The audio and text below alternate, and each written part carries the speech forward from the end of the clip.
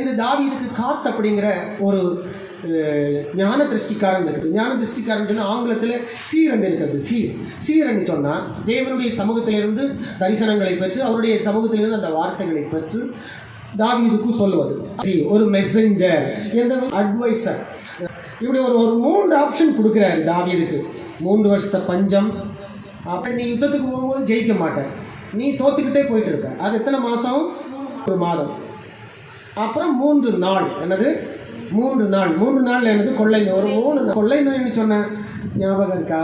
Corona நமக்கு யாருக்கும் மறக்காதே. கொரோனா ஊசிக்காக, வெண்டிலேஷனுக்காக அலைஞ்சவங்க எவ்வளவு பேர் பாருங்கள். ஆஸ்பத்திரியில் பெட்டு கிடையாது, ஓகே, மருந்து இல்லை, வெண்டிலேஷன் இல்லை, ஆக்சிஜன் இல்லை, கொத்தாக இறந்தது நமக்கு ஆச்சரியம் இல்லையா? நம்ம ரோடெல்லாம் பிளாக் பண்ணி இல்லையா, மூக்கெல்லாம் மூடி, முகத்தை எல்லாம் மூடி, அந்த கொரோனா நம்ம கடின்னு கடிச்சுதா இல்லையா? வெளியில் இறங்க விட்டாங்களா? கையை காலை கழுவ சொன்னாங்களா? சோப்பை போட்டு கழுவிக்கிட்டே இரு, மொத்தம் எல்லாம் என்ன பண்ணாத, கொடுக்காத சொன்னாங்களா? இப்போ இந்த தாவீதுக்கு 3 ஆப்ஷன். இப்போ கொள்ளை நோய் எங்கிருந்து வரும்னு பாருங்கள். உங்கள் உடம்புல வர வியாதிக்கு கர்த்தருடைய ஒரு வில்லின் இருக்குதா இல்லையான்னு பாருங்கள். கொள்ளை நோய் ஆண்டவர் எப்படி அனுப்புகிறாரு பாருங்கள். தானாக அவர் தானே நினைக்கிறாங்க எல்லாரும், இல்லை அவர் நினைச்சாருன்னு அந்த மாதிரி வரும். அப்போ அந்த கொள்ளை நோய் கடைசியில் இந்த தாவீது இந்த 3 ஆப்ஷனையும் தெரிந்து கொள்ளவில்லை. இந்த 3மே கடினமாக இருக்குது. இந்த 3மே கடினமாக இருக்கிறதுனால தாவீது குழம்புறாரு. தாவீது வாயை புலத்துக்கிட்டு நிற்கிறாரு, என்னடா செய்கிறது அப்படின்னு சொல்லி. ஜனங்களை எண்ணி கர்த்தருக்கு முன்பதாக தண்டனை, ஒரு குற்றவாளி ஆயிட்டனேன்னு சொல்லி தாவீது வருத்தப்படுறாரு. தாவீது வருத்தப்பட்டு கடைசியில் நான் கர்த்தருடைய கையிலே விழுவேனாக அப்படின்னு சொல்கிறார். 13வது வசனம். அப்பொழுது தாவீது காத்தை நோக்கி, அந்த காத்துங்கிற அந்த தீர்க்கதரிசியை பார்த்து சொல்கிறார் பாருங்க. 13வது வசனம். கொடிய இடுக்கணில் அகப்பட்டிருக்கிறேன், ஐயோ நான் மாட்டிக்கிட்டேன், ஆண்டவருடைய சங்காரத்துக்குள்ளாடி நான் மாட்டிக்கிட்டேன், கொடிய இடுக்கணில் அகப்பட்டிருக்கிறேன், இப்போது நான் கர்த்தருடைய கையிலே விழுவேனாக. அவருடைய இரக்கங்கள், இப்போதான் இரக்கத்தை பற்றி சொல்கிறார். அவருடைய இரக்கங்கள் மகா பெரியது, மனுஷர் கையிலே விழாதிருப்பேனாக.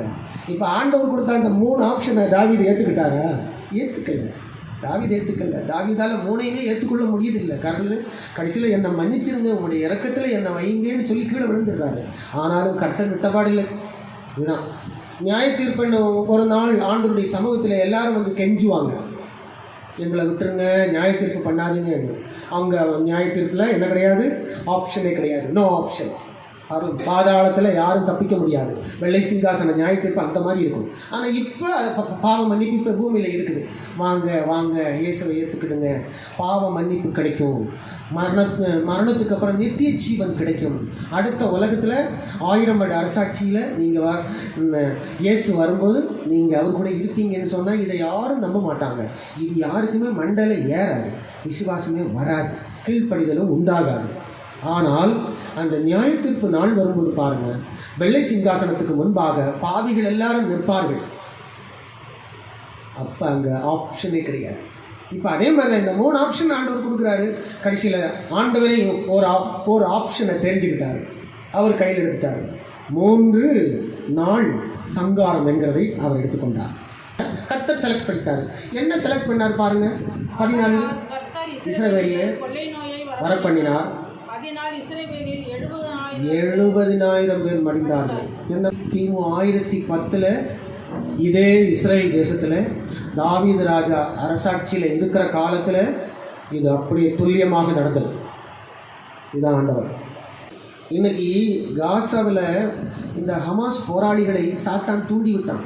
இஸ்ரேலுக்கு எதிராக அடித்து இஸ்ரேல் இல்லை, ஒரு நாள் எவ்வளோ பேரை கொல்ல முடியுமோ கொண்டுட்டு வா அப்படின்னு சொல்லி 2023 அக்டோபர் 7 இது நடந்ததே இல்லையா?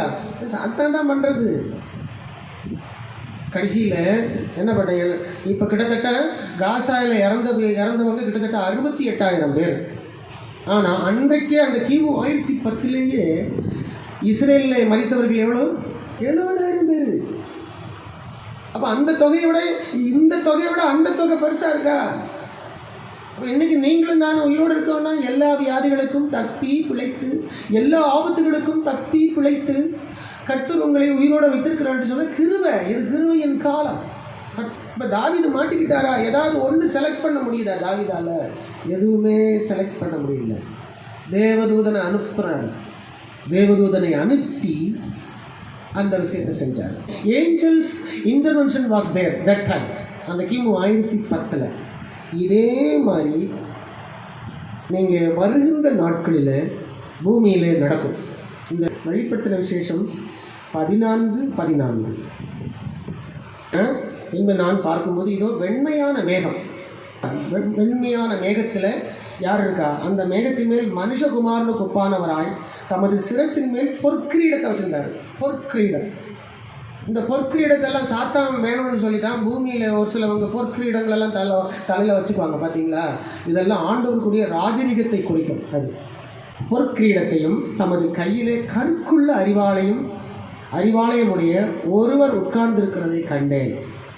அப்புறம் அப்படி ஒருத்தரை பார்க்குறாரு. இன்னொன்றில் அடுத்த வருஷம் என்ன சொல்லுது? அப்பொழுது வேறொரு தூதன் தேவாலயத்திலிருந்து புறப்பட்டு, இன்னொரு தூதன் வராது, வேறொரு தூதன் தேவாலயத்திலிருந்து புறப்பட்டு, இது பரலோகத்தில் ஒரு தேவாலயம் இருக்கிறது. அந்த தேவாலயத்திலிருந்து புறப்பட்டு மேகத்தின் மேல் உட்கார்ந்திருக்கிறவரை நோக்கி, பூமியின் பயிர் முதிர்ந்தது. எனது பூமியின் பயிர் முதிர்ந்தது, அறுக்கிறதற்கு காலம் வந்தது.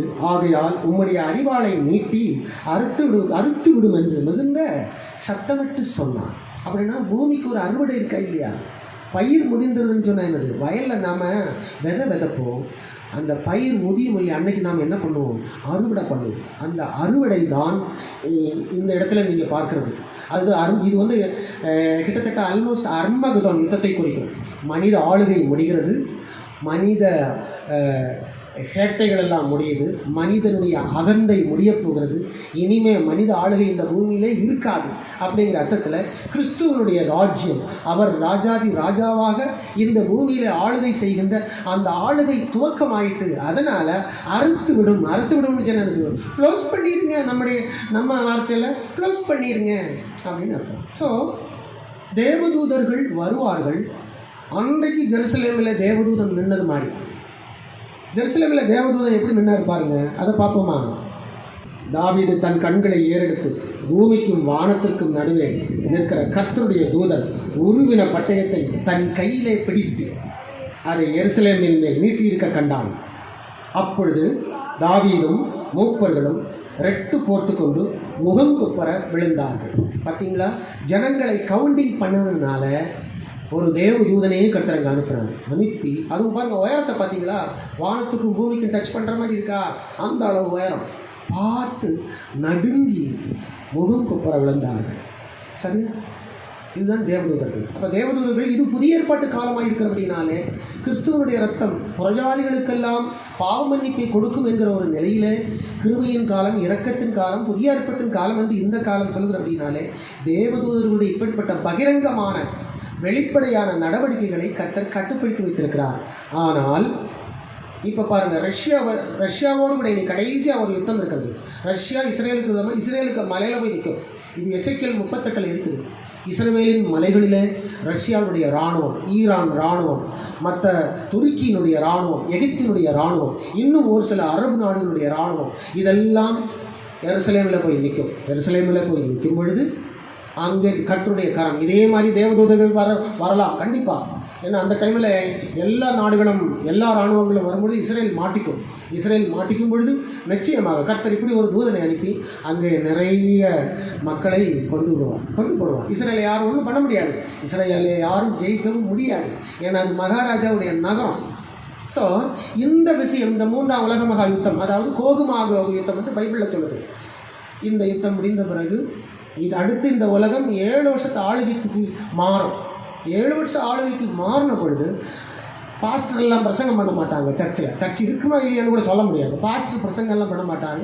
தேவதூதர்கள் பிரசங்கத்தை செய்வார்கள். அப்படிங்கிற ஒரு ஆப்ஷன் பைபிளில் இருக்குது. அது வெளிப்படுத்தின விசேஷம் 14:6. பறக்க கண்டேன், சகல ஜாதிகளுக்கும், கோத்திரத்தாருக்கும், பாஷைக்காரருக்கும், ஜனக்கூட்டத்தாருக்கும், அறிவிக்கத்தக்க நித்திய சுவிசேஷத்தை உடையவனாயிருந்து. பார்த்தீங்களா, தேவதூதர்கள் அடுத்து தேவதூதர்கள் இயேசுவை ஏற்றுக்கிடுங்கன்னு சொல்லுவாங்க. அந்த 7 வருஷம் யூரோப்பியன் யூனியன் பூமியை ஆளுகின்ற காலத்தில் 7 வருஷம் தேவதூதர்கள் பிரசங்கம் பண்ணுவாங்க. அப்போ தான் இந்த 7 முத்திரைகள் உடைக்கிற சம்பவம் இதெல்லாம் அந்த கோகுமாவி யுத்தம் முடிந்ததுக்கு அப்புறம் தான் இது நடக்கும். இந்த 7 முத்திரைகள் உடைக்கிற சம்பவங்கள், 7 எக்காலங்கள் ஊதுதல், 7 கோப கலசங்களை பூமியிலே ஊற்றுதல் போன்ற நிகழ்ச்சிகள் அந்தி கிறிஸ்துவனுடைய அரசாட்சியில் வெகு சீக்கிரம் அது வருது, ரொம்ப சீக்கிரம் வருது. அதை நடத்துவார். அப்போ தான் தேவதூதர்கள் இந்த மாதிரி சுவிசேஷத்தையும் சொல்லுவார்கள், மற்ற நடவடிக்கைகளிலும் இறங்குவார்கள். தாவீதுடைய வாழ்க்கையில் நடந்தது போல கொள்ளை நோய் வரும், சூரியன் இரத்தமாகும், சந்திரன் இரத்தமாகும், நிறைய விஷயங்கள். கல்மழை பெய்யும், எரிமலை கல்மழை இல்லையா, சமுத்திரம் ரத்தமாகும், அப்படி நிறைய நிறைய விஷயங்கள் இந்த வெளிப்படுத்தின விஷயத்தில் வரிசையாக சொல்லும். அது கடன்னு 7 வருஷத்தில் நிறைவேறும். அதனுடைய ஒரு நடலாட்டம் தான் நீங்கள் இப்போ இந்த தாவீதுடைய காலத்தில் பார்க்குறது.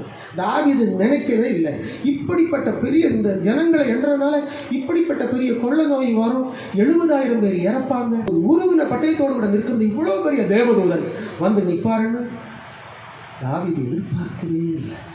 எதிர்பார்க்காத விஷயம் இதுதான் ஆண்டவர், பலமுள்ள ஆண்டவர், எல்லா தேவர்களுக்கும் மேலான தேவன். இப்படி கர்த்தர் தாவீதுடைய நாட்களில் 70,000 பேரை கொன்று தன்னுடைய கோபத்தை தணித்துக் கொண்டார். தாவீது தவறு செய்தபடினால நாம் இன்னைக்கு எவ்வளோ தவறு செய்கிறோம் தெரியுது, எவ்வளோ குற்றம் நம்மகிட்ட இருக்கு தெரியுது. ஆனால் இது கிருபையின் காலம், இரக்கத்தின் காலமான நிலை விட்டு வைத்திருக்கிறார். என்னைக்கும் விட்டு வைக்க மாட்டார். அல்லேலூயா.